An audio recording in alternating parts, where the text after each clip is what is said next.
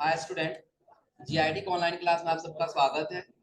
और आज की क्लास में हम लोग जानेंगे सिंपल जर्नल एंट्री के कुछ ट्रांजेक्शन के बारे में। हाँ, चूंकि याद रखिए पिछली क्लास में आपको दिया था और यही आप लोग थोड़ा सा मैच करा लीजिए कौन सा सही और कौन सा गलत। हाँ, समझा रहे हैं। देखिए सबसे पहले पहला ट्रांजेक्शन दे रहा है ना, जो कह रहा है commence business with a capital of आरियस। अगर जो कोई बिजनेस का मालिक है और बिजनेस जब पैसा लगाता है तो किसका अकाउंट बनता है? कैपिटल का, ये हम लोग जानते हैं ना। तो पहले से नाम ही दे दिया, कौन लगा रहा है? कैपिटल। और कितना अमाउंट लगा रहा है बताया था, 2 अकाउंट बनेगा। पहला किसका? हाँ, पहला कैपिटल का और दूसरा किसका बनेगा? कैश का। यही बताए थे ना। दूसरा किसका बन गया? कैश। अब आप पहले पहचानिए कि 2 अकाउंट बना। अब 2 अकाउंट में कौन सा किस अकाउंट का? हम लोग अकाउंट पढ़े, कितने प्रकार के अकाउंट होते हैं? कौन कौन सा? पर्सनल, रियल और नॉमिनल। तीनों का रूल याद है ना। पर्सनल का रूल पाने वाला या तो देने वाला, पाने वाला है तो क्या होगा? डेबिट, और देने वाला है तो रियल का रूल है या तो बिजनेस में आएगा या तो बिजनेस से जाएगा।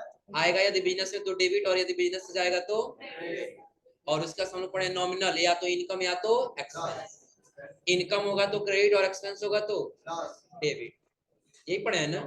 हाँ, अब इसमें समझिए कैपिटल किस अकाउंट का है? पर्सनल अकाउंट का है ना।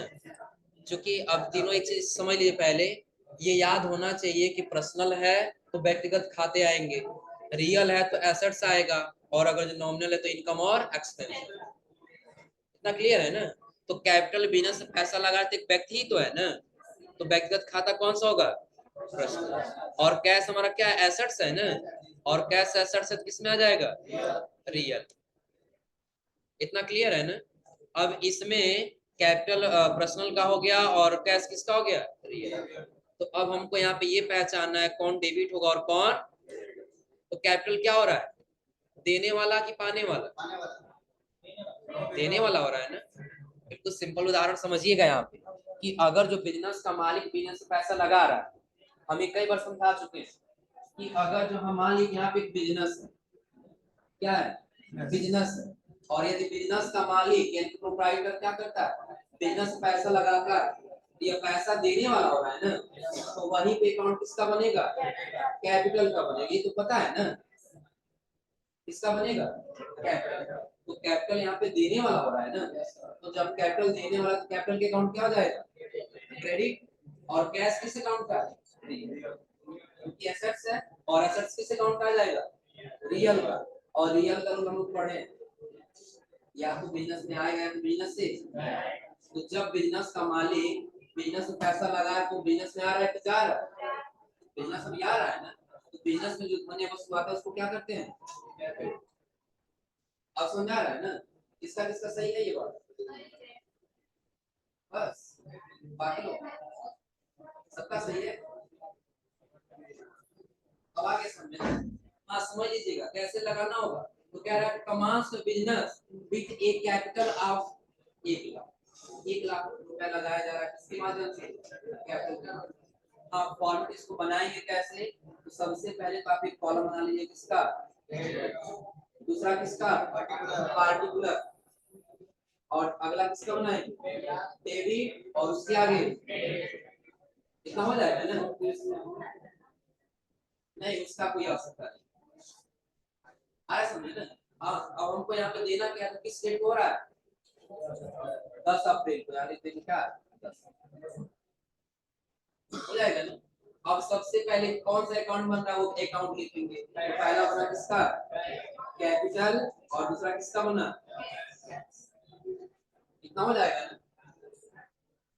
ऐसे बन जाएगा ना। अब हम पहचाने कि कैपिटल देने वाला है तो क्रेडिट वाला किसका अमाउंट किसमें लिखेंगे? क्रेडिट। डेबिट में थोड़ी लिखेंगे। देने वाला है तो क्रेडिट, और क्रेडिट में कितना अमाउंट दे रहा है? हो जाएगा ना। और बिजनेस में कितना कैश आ रहा है? अगर जो बिजनेस का मालिक 1 लाख बिजनेस में लगा है, बिजनेस में 1 ही लाख आएगा ना।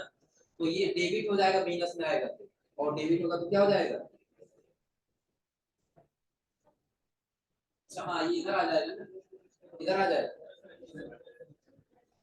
मिस्टेक ये हुआ है, यहाँ पर क्या करना है, यहाँ नहीं रहेगा, यहाँ पे अमाउंट रहेगा कितना।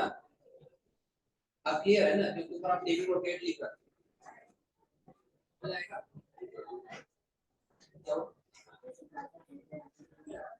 हम समझाए थे वहां पे कि जहाँ पे टू शब्द आए वो क्रेडिट है और जहाँ पे बाई शब्द है वो क्या है, डेबिट।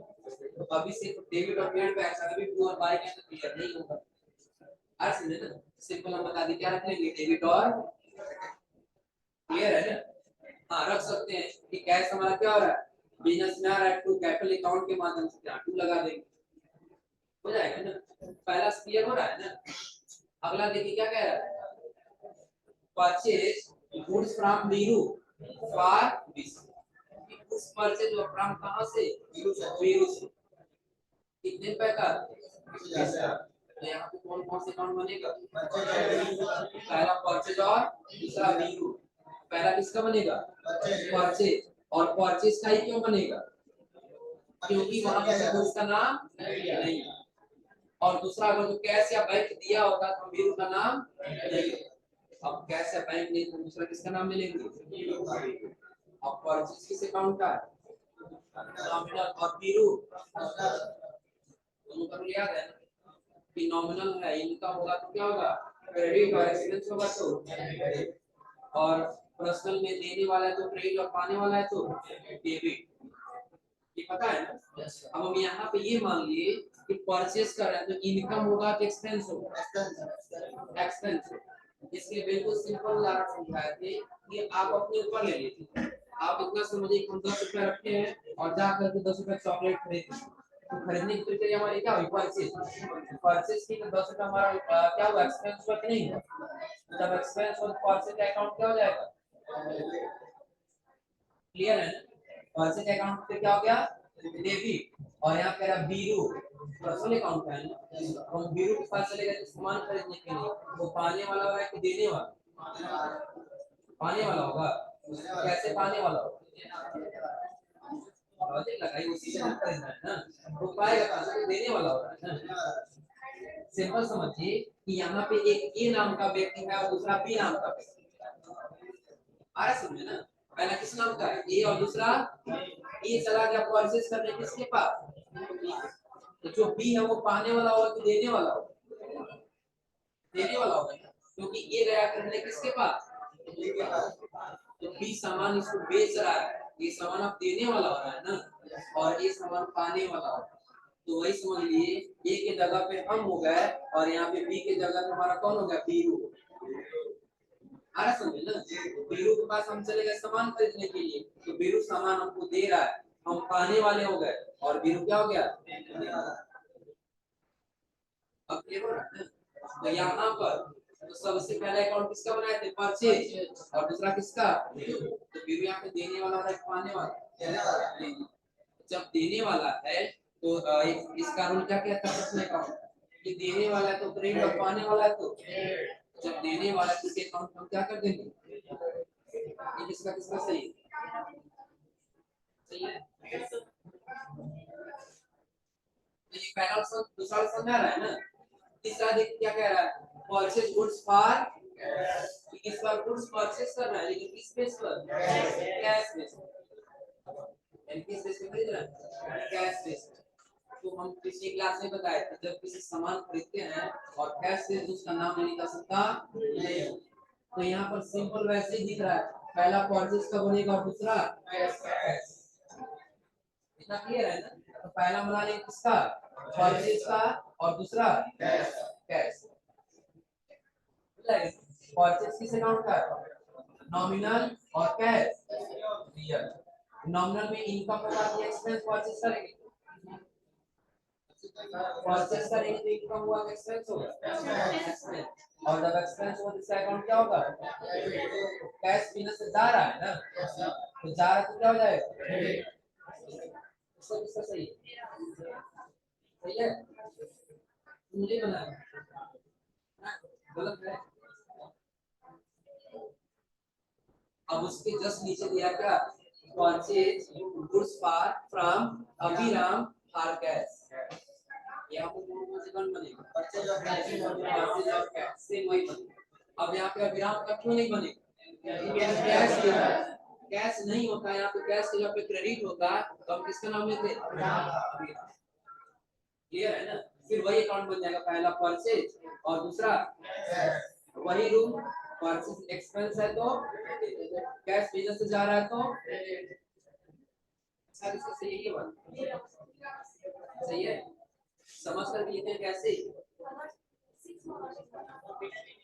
हाँ उसके बाद अगला कौन सा ये वाला था ना, bought goods from Shyam on credit. अब देखिए कह रहा है कि आपने गुड्स खरीदा फ्रॉम किससे? श्याम से ऑन क्रेडिट किस बेस पर? उधार बेस पर। कि अभी हम चले गए श्याम के पास सामान खरीदने के लिए और खरीदे कितने रुपए का? 12,000 का। जो किस बेस पे है? उधार बेस पे। आप लोग पढ़ते हुए आ रहे हैं कि जब अगर जो उधार होगा उस व्यक्ति का नाम लेंगे और यदि नहीं हो तो उस व्यक्ति का नाम नहीं लेंगे। कैश में उस व्यक्ति का नाम नहीं लेना है और ये उधार हो तो उस व्यक्ति का नाम। तो बॉट गुड्स कह रहा है ना, तो बॉट आप लोग पता है बॉट फॉर्म हो जाएगा।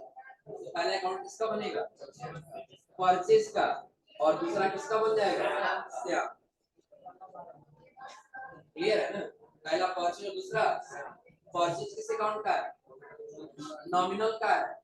और उसके बाद से ये श्याम पर्सनल का। नॉमिनल और नॉमिनल के रूल के हिसाब से परचेज क्या होगा? या एक चीज हमेशा याद रख लीजिएगा, पिछले क्लास में बताया, परचेज हमेशा जब भी आ गया परचेज तो डेबिट और सेल्स जब भी आ गया तो याद रहेगा ना? क्यों? तो ये भी हमने समझा था कि परचेज क्या हो रहा है? एक्सपेंस हो रहा है और एक्सपेंस ही चला जाएगा नॉमिनल में और नॉमिनल का रूप कहते हैं जब एक्सपेंस होगा तो। क्लियर है? और उसके बाद इससे दूसरा बना लिए किसका? श्याम। किसका बना लिए? श्याम।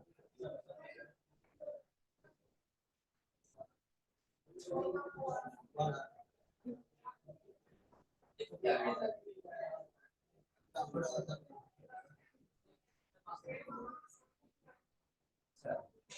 बना के दे जाएगा।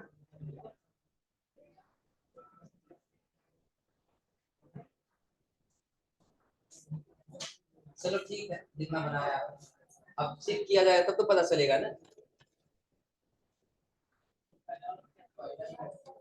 कौन सा पहला? सही तो है, कैश डेबिट क्या अपने अकाउंट में क्रेडिट। परचेज डेबिट और बीरू क्या हुआ? सही है। परचेज यहाँ पर डेबिट और कैश क्या होगा? परचेज अकाउंट डेबिट और फिर कैश अकाउंट डेबिट से परचेज डेबिट और श्याम। सही है, ये हम पढ़ना है हो जाएगा ना? अब ध्यान देना, वो यहाँ तक क्लियर है ना? हाँ उसके बाद से हम लोग श्याम वाला कर रहे थे ना, तो श्याम वाले में देखिए कौन सा डेबिट कौन सा क्रेडिट, तो हम लोग दो अकाउंट बना लिए, पहला परचेज का और दूसरा श्याम। क्लियर है ना? तो परचेज है तो हमेशा क्या होगा? और हम किससे खरीद रहे हैं? श्याम देने वाला है पाने वाला? देने वाला तो क्या हो जाएगा? क्लियर है ना? अब श्याम के बाद से कह रहा है सोल्ड गुड्स और यानी कि आप गुड्स सोल्ड कर रहे हैं, बेच रहे हैं आप किससे? 15,000 का टू तरुण। यानी कि 15,000 रुपए के लिए आपने तरुण से कोई गुड्स बेचा। आ रहा समझे ना? तो सोल्ड हो रहा है तो पहला किसके अकाउंट बनेगा? सेल्स का। और दूसरा कैश या बैंक को दिया है? नहीं दिया है, किसका नाम लेंगे? किसका अकाउंट बन जाएगा? सेल्स किस अकाउंट का? नॉमिनल। और तरुण पर्सनल। अब समझिएगा, सेल करेंगे तो इनकम होगा कि एक्सपेंस होगा? इनकम होगा ना। और जब इनकम होगा तो इसका अकाउंट क्या हो जाएगा? अब जब हम सेल कर तरुण देने वाला है पाने वाला? पाने वाला। हम बेच रहे हैं तरुण से, हम सामान देंगे और तरुण क्या होगा? लॉजिक लगा कर आ समझे ना? तो क्रेडिट पढ़ते जा रहे हैं शुरू से ही कि देने वाला है तो क्रेडिट और यदि पाने वाला है तो तरुण से हम सामान बेच रहे हैं तो तरुण पाने वाला हो रहा है ना। तो जब पाने वाला तो उसका अकाउंट क्या होगा? डेबिट। बिल्कुल सिंपल उदाहरण समझिए कि यदि आपका ये बिजनेस है, आपका क्या है, बिजनेस है, और तरुण नाम का कोई व्यक्ति आपके पास आया, किस नाम का, तरुण नाम का कोई व्यक्ति आया आपके पास सामान खरीदने के लिए, तो आप सामान उससे लेंगे कि देंगे? सेल कर रहे हैं हम, बेच रहे हैं हम, देंगे ना। हम देने वाले होगा तो किसको दे रहे हैं? तरुण देने वाला हो रहा है, पाने वाला, पाने वाला हो रहा है। अब तरुण अगर जो पाने वाला है तो यहाँ पे इसका अकाउंट क्या होगा, और डेबिट क्यों होगा, क्योंकि हम लोग रूल पढ़े हैं कि पर्सनल अकाउंट में यदि कोई भी आएगा, यदि देने वाला है तो क्रेडिट और पाने वाला है तो ना, क्लियर है ना। अब ये किसका किसका सही सही है, ये नहीं दिए थे, कहाँ रख दिए थे, बस यही रखा ना, ये रखा ना। चलिए आगे नोट करिए, फिर इसके आगे पढ़ेगा कंपाउंड जनरल एंट्री। हाँ फिर से नोट करिए, बना कर लाए नहीं फिर कैसे काम एंट्री ना, मात्र कितने अकाउंट बन रहे थे, कंपाउंड जनरल एंट्री में 3 बनेंगे और सिंपल जनरल एंट्री में कितने बनेंगे, 2, एक डेबिट और दूसरा क्रेडिट। अब देखिए इसके बाद से यानी कि सिंपल जनरल एंट्री के बाद हम लोग आता है क्या, कंपाउंड जनरल एंट्री, जो कि हम यहाँ पे बताए भी थे ना कि सिंपल जनरल एंट्री में जब जाएंगे तो एक अकाउंट डेबिट और दूसरा अकाउंट, लेकिन वही अगर जो कंपाउंड जनरल एंट्री में आएंगे तो 2 से अधिक अकाउंट बनेंगे, कितना, तो यहाँ पे कह रहा है ऐसी जनरल एंट्री जिसमें एक से अधिक अकाउंट डेबिट हो या एक से अधिक account credit, compound general entry कहलाता है। आ रहा समझे ना, जहां पे एक से अधिक अकाउंट डेबिट बन गया और एक से अधिक अकाउंट क्या बन गया, क्रेडिट, वो हमारा क्या कहलाएगा, कंपाउंड जनरल एंट्री। जो आगे कह रहा है 2 या 2 से अधिक सिंगल जनरल एंट्री पास करने के बजाय एक कंपाउंड जनरल एंट्री भी पास कर सकते। अब अगर जो एक उदाहरण ले लेते हैं कि अगर जो कहीं हम सामान खरीदने गए, 10 रुपए का हम क्या किए, सामान खरीदे, जिसमें से 5 रुपए हम कैश दे दिए और 5 रुपए हम किसके माध्यम से पेमेंट किए, ऑनलाइन कर दिए, यानी कि बैंक के माध्यम से कर दिए, तो कितना अकाउंट बनेगा यहाँ पे, 3 अकाउंट बनेगा। पहला तो एक जो सामान खरीदे हैं वो, दूसरा एक कैश, और तीसरा बैंक, कितना अकाउंट बन रहा है, तो अगर जो जब हम सिंपल जनरल एंट्री में जाएंगे मात्र 2 ही अकाउंट बनेगा, तो 5 रुपए के एक बार सामान दिखाएंगे, 5 रुपए कैश से पेमेंट करेंगे, फिर दूसरी बार एंट्री करने जाएंगे 5 रुपए सामान दिखाएंगे और 5 रुपए ऑनलाइन पेमेंट करेंगे, तो 2 बार एंट्री करना पड़ रहा है ना।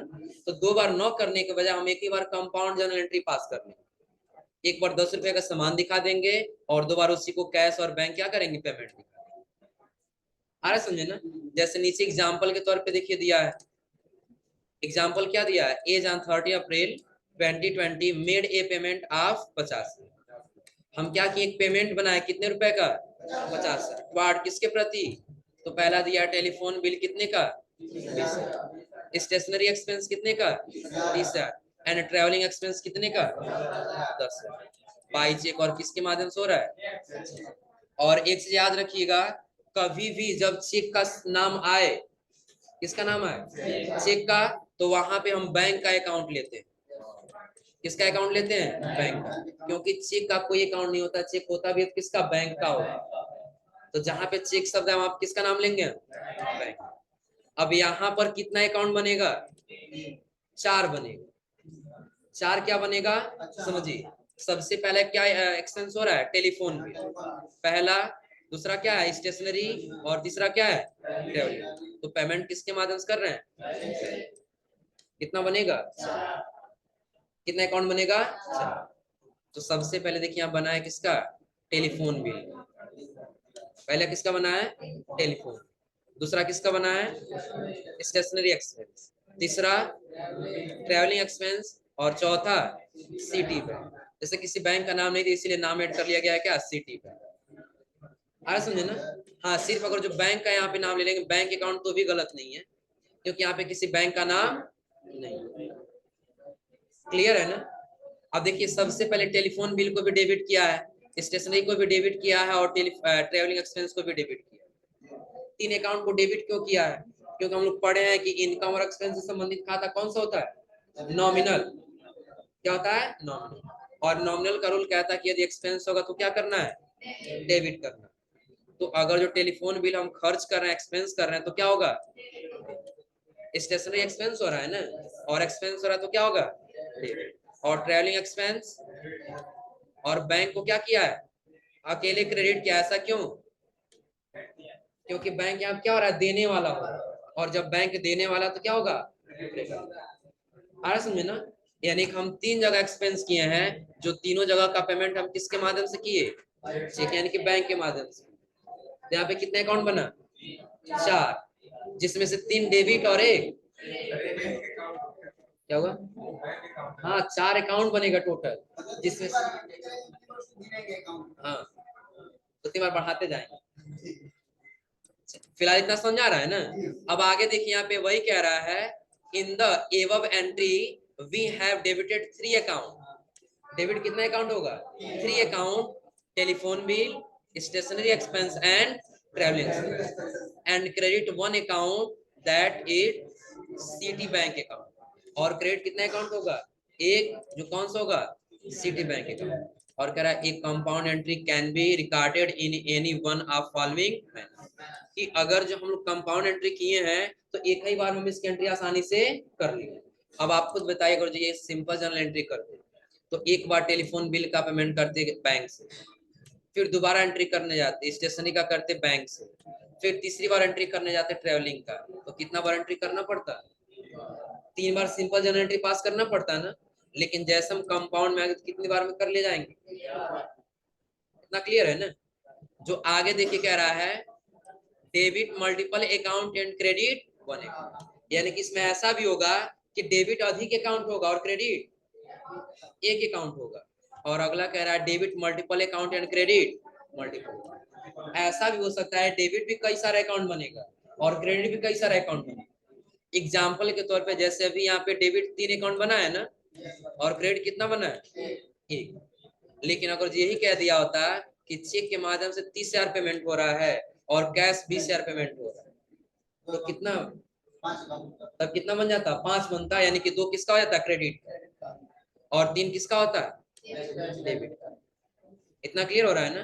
तो वही यहाँ बता रहा है कि debit multiple account and credit multiple, और जस्ट उसके क्या कह रहा है, debit 1 account and credit multiple. ऐसा भी हो सकता है डेबिट एक ही अकाउंट होगा और क्रेडिट क्या होगा, मल्टीपल अकाउंट। जैसे एग्जांपल, हम लोग कहीं जाते हैं सामान खरीदने, 10,000 कोई सामान खरीदे हैं और हमारे पास 5,000 मात्र कैश है और 5,000 हमारे पास बैंक में। आया समझे ना।